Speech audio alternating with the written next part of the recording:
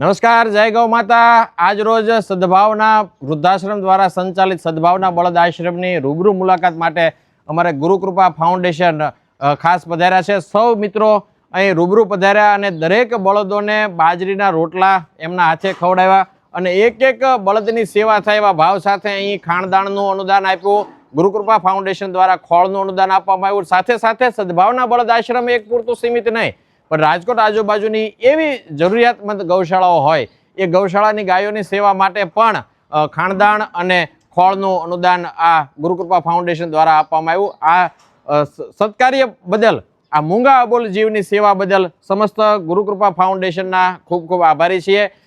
એક વ્યક્તિ આ સેવાના સંકલ્પમાં વધુ જોડાય, લાગણીથી જોડાયેલા હોય ત્યારે પશુઓ પણ આપણી પાસે અહીં આવતા હોય છે, એટલે એક વ્યક્તિ આ અબોલ જીવની સેવામાં જોડાય એ જ ભાવના સાથે આ મૂંગા અબોલ જીવને પણ લાગણીની જરૂર હોય છે। આપ તમે જોઈ શકો છો આ એક અબોલ જીવ માટે કરુણાનો ધોધ વછોટે એ જ ભાવના સાથે બધા એક સાથે જયનાદ કરશે। જય ગૌ માતા, જય નંદીદેવ।